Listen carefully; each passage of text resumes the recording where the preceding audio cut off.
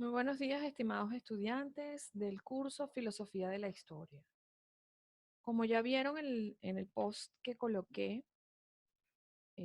muy tempranito, esta mañana me reuní en el salón con el estudiante que pudo asistir, Luis Bremo, y con él conversaba en relación a las dudas que podía tener en relación al trabajo eh, en el que vamos a abordar los contenidos del seminario de los 500 años de la Reforma Protestante.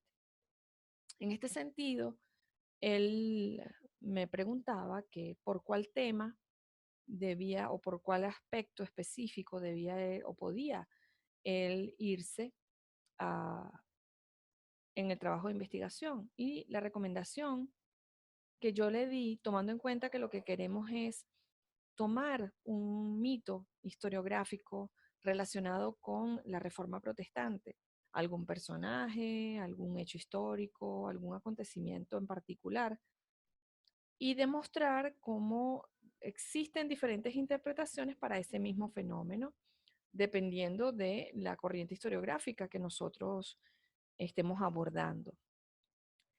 Y mi recomendación fue que, como lo posteé en Edmodo, que mirara todas las videoconferencias, que las mirara todas, intentando buscar algún elemento que pueda él abordar como mito historiográfico. Esa es mi recomendación. Ya le posteé a todos la web del seminario para que pues, ustedes miren los vídeos y puedan escoger por qué lugar en particular van a ir en este trabajo que también se aproxima a la fecha de entrega.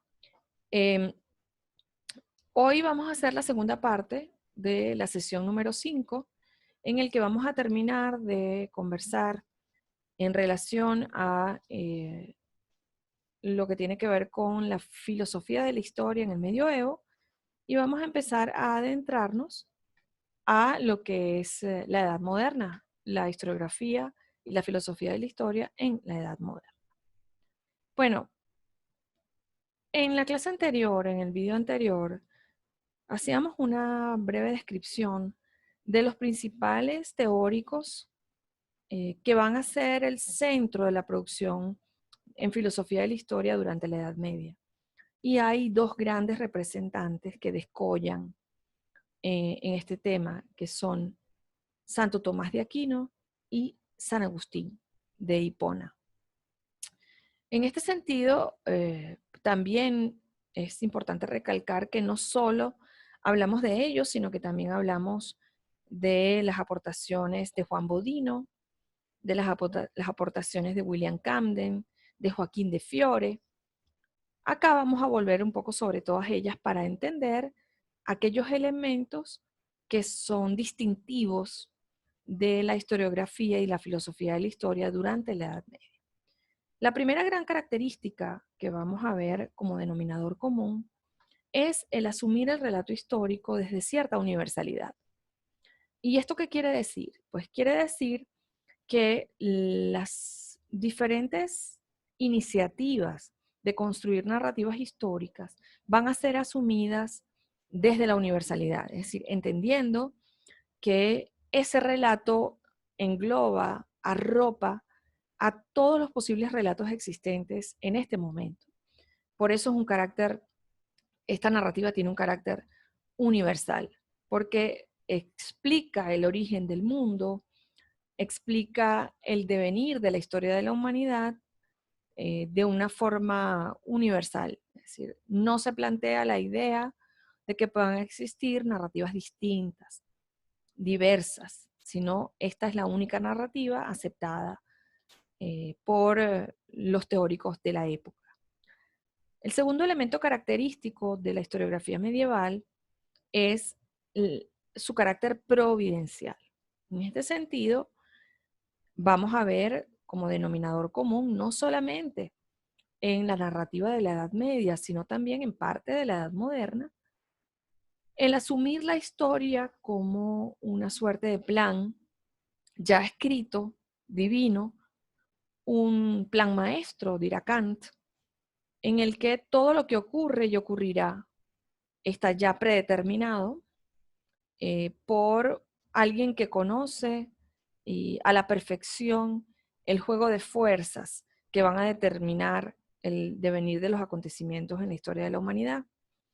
Este dramatismo está presente en toda la narrativa del medioevo, pero también va a permear parte de la narrativa en la Edad Moderna.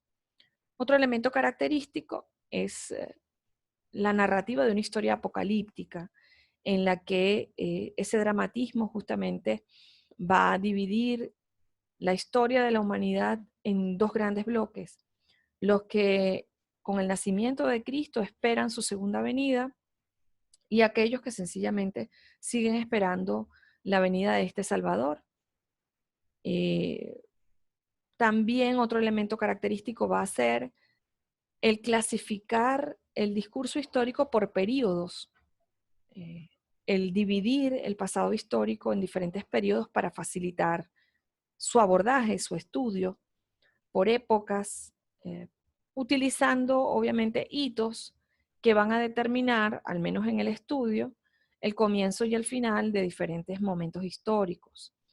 De esta forma, desde San Agustín hasta Joaquín de Fiore, nosotros vamos a ver grandes elementos importantes, ¿no? Y aportaciones de la Edad Media.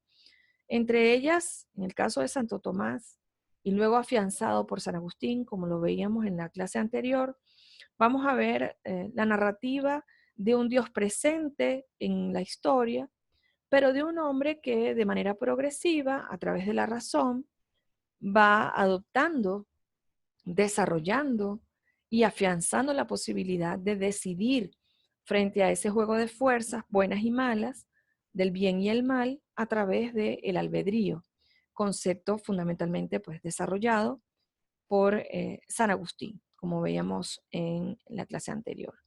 De esta manera, acompañados también por otros personajes como ya habíamos conversado, Joaquín de Fiore, también el Dante Alighieri, que en su Divina Comedia y en sus otros escritos presentará una historia que cada vez más se presenta rompiendo la ligazón entre Dios y el hombre, entre un hombre que es capaz de decidir eh, por acciones negativas con absoluta conciencia, pero dentro de todo esto no se deja la idea, no se abandona la idea de un orden que es establecido por Dios y la relación que va a existir entre la fe y el hombre, eh, un Dios que conoce el destino y que ha estructurado un plan divino que de manera inexorable se cumplirá.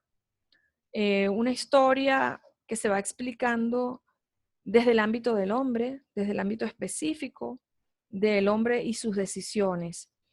De esta forma, pues, luego de la Edad Media, vamos a ver un regreso en la Edad Moderna a el mundo antiguo. Lo vemos desde la filosofía, lo vemos desde la historia, y la filosofía de la historia no va a ser la excepción. El mirar hacia la época clásica, las aportaciones de los grandes de la antigüedad, Heródoto, Aristóteles, Platón, lo vamos a ver como elemento característico durante el comienzo de la Edad Moderna, ese regreso al mundo antiguo.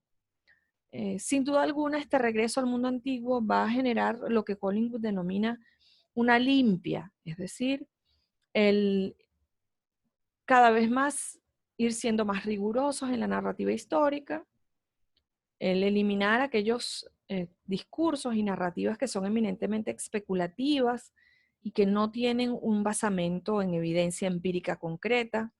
Esto hay necesariamente que reconocerlo y agradecerlo, dado que desde la antigüedad y también en la Edad Media seguía la preeminencia de una narrativa profundamente especulativa en la que las hazañas del hombre eran narradas sin mayor basamento documental.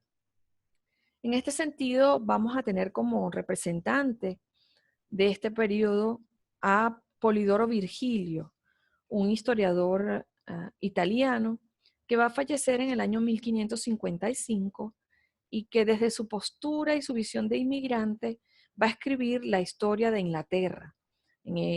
La característica fundamental del discurso de Polidoro Virgilio va a ser el énfasis en elementos geográficos, elementos toponímicos que podrían explicar el devenir de la historia de Inglaterra. En este sentido es interesante mirar cómo hay ciertas posturas transversales, transdisciplinares, inclusive a principios de la Edad Moderna, aun cuando está mirada desde la multidisciplinaridad es eminentemente contemporánea. El segundo representante es Juan Bodino, que va a permear también los inicios de la Edad Moderna. Juan Bodino va a escribir 6 libros de historia en los cuales va a abordar la historia de la República como forma de gobierno. Él fallece en el año 1596 y como ya conversábamos en la sesión anterior, aun cuando se forma en la Edad Media, sus aportaciones llegarán a la Edad Moderna, estableciendo conceptos muy importantes como el concepto de soberanía. Su narrativa histórica se basa en el libro de Daniel y básicamente plantea la necesidad de un pacto social, ya en este momento en el que aún no podemos hablar de la preeminencia del pensamiento moderno, porque la edad moderna está apenas dando sus primeros pasos, pero ya Juan Bodino plantea la necesidad de un pacto social que se encapsula en la figura del gobierno. En este sentido, la obra de Juan Bodino es abordada de manera muy prolija por Lucien Lefebvre, que va a elaborar un texto denominado El nacimiento de la historiografía moderna, y él trabaja allí de manera bien profunda los aportes de Juan Bodino para que ustedes puedan profundizar. ¿Cuáles serían entonces las grandes máximas que logramos luego de la Edad Media en la historiografía, que ya se aproxima a la Edad Moderna? Bueno, el historiador no es un astrólogo, no busca entonces ser una especie de predictor del futuro, no somos profetas tampoco, que solamente nos quedamos mirando hacia atrás, intentando lanzar eh, lecciones pedagógicas en la conducta de los hombres, con lo cual, dirá Collingwood, mejora el ámbito de la narrativa histórica, el ámbito de la filosofía de la historia, pero falta todavía mucho. Surgen entonces preguntas desde los especialistas, desde estos primeros hombres que comienzan a mirar de manera formal a la reconstrucción del pasado, y se comienzan a hacer preguntas como, por ejemplo, ¿cómo entonces debemos reconstruir ese pasado? Había también la necesidad de corregir la idea baconiana, la concepción baconiana de la historia, que como todos ustedes deben saber, al haber cursado todas las filosofías, se basa en la asumición de una historia circular, una historia cíclica, biológica, en la que los organismos sociales pasan por todas las etapas por las que pasa un organismo vivo. Nace, crece, se reproduce y muere, y el ciclo vuelve a empezar. La historia, como luego lo comprobaremos, no es cíclica y no se repite. Los aportes de Camden igualmente van a saturar los que ya venía haciendo Polidoro Virgilio cuando hace una historia centrada en la vida y obra de la reina Isabel I, pero colocando un énfasis bastante marcado en la topografía de Gran Bretaña. Estas van a ser entonces las características que vamos a mirar dentro de la historiografía medieval que permean la Edad Moderna. Un aspecto fundamental que cuando empezamos a aproximarnos a la Edad Moderna debemos destacar es la mirada que Descartes tiene en relación a la historia como ciencia, y una mirada bastante crítica, por no decir peyorativa, que él realiza de la historia como ciencia, la que definirá, y me voy a permitir leer las aportaciones o la mirada específica que hace Descartes de la narrativa histórica. Esto está en la página 66 del libro La idea de la historia de Collingwood. Obviamente Descartes es un científico de las ciencias duras eh, que pretenderá, y de hecho lo logrará, aportar la rigurosidad científica, el basamento en la fuente, el establecimiento de el método cartesiano para la aproximación del análisis de los fenómenos sociales. Y esta será su opinión, ¿no?, en relación a la historia. Esto es un fragmento de su obra El discurso del método, y él dice: pero creía también que ya había dedicado bastante tiempo a las lenguas e incluso a la lectura de los libros antiguos y a sus historias y a sus fábulas, pues es casi lo mismo conversar con gente de otros siglos que viajar. Bueno es saber algo de las costumbres de otros pueblos para juzgar las del propio con mejor acierto y no creer que todo lo que es contrario a nuestras modas es ridículo o opuesto a la razón, como suelen hacer los que no han visto nada. Pero el que emplea demasiado tiempo en viajar acaba por tornarse extranjero en su propio país. Y al que estudia con demasiada curiosidad lo que hacía y lo que se hacía en los siglos pretéritos, ocurre de ordinario que permanece ignorante de lo que se practica en el presente. Además, las fábulas son causa de que imaginemos como posibles acontecimientos que no lo son. Y aún las más fieles historias, supuesto que no cambien ni aumenten el valor de las cosas, para hacerlas más dignas de ser leídas, omiten por lo menos casi siempre las circunstancias más bajas y menos ilustres, por lo cual sucede que lo restante no aparece tal como es y que los que ajustan sus costumbres a los ejemplos que sacan de las historias se exponen a caer en las extravagancias de los paladines de nuestras novelas y a concebir designios a los que no alcanzan sus fuerzas. Una mirada profundamente peyorativa a la narrativa histórica que además denomina historias, historias con H minúscula, poniendo el énfasis en lo especulativo, en lo fantasioso de esta narrativa. En este sentido, Descartes mira a la narrativa histórica centrándose en 4 ideas fundamentales. La primera tiene que ver con la idea de la evasión histórica. Un historiador que se vuelve viajero del tiempo pasado y que se constituye un extraño de su propio tiempo, dirá Descartes. Y ciertamente el historiador, si miramos la historia escrita durante la Edad Media, tiene en muchos casos estas características. Establece también lo que él denomina el pirronismo histórico. Recordemos que eh, el pirronismo, una victoria pírrica, es aquella que se logra perdiendo más de lo que se gana. Es una expresión que utiliza Descartes para hablar de una victoria histórica que descansa en un cúmulo extraordinario de exageraciones y de mentiras. En este sentido, para Descartes, este tipo de narrativa histórica hace que perdamos más de lo que podemos ganar.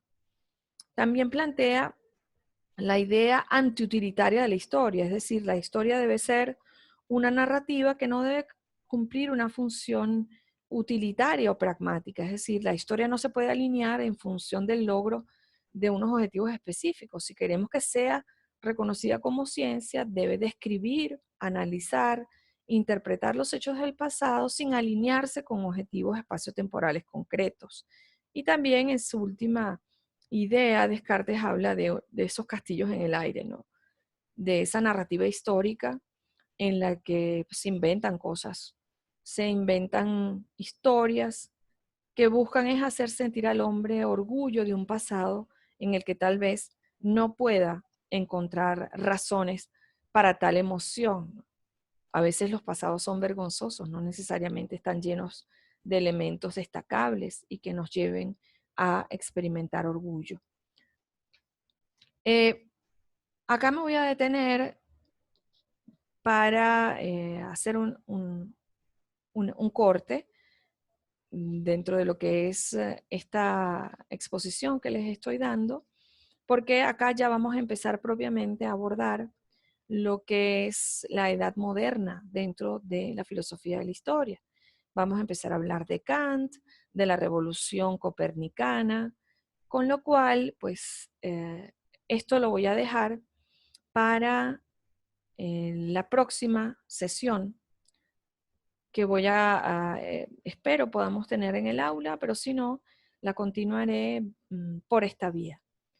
Les recuerdo nuevamente que estoy disponible para aclarar cualquier duda, que pueden pedir una cita conmigo los otros días que no sean necesariamente en los días u horas de clase para poder aclarar las dudas que puedan ustedes experimentar en relación al contenido que voy desarrollando. Les recuerdo de nuevo que hay dos textos que les he recomendado para apoyarse.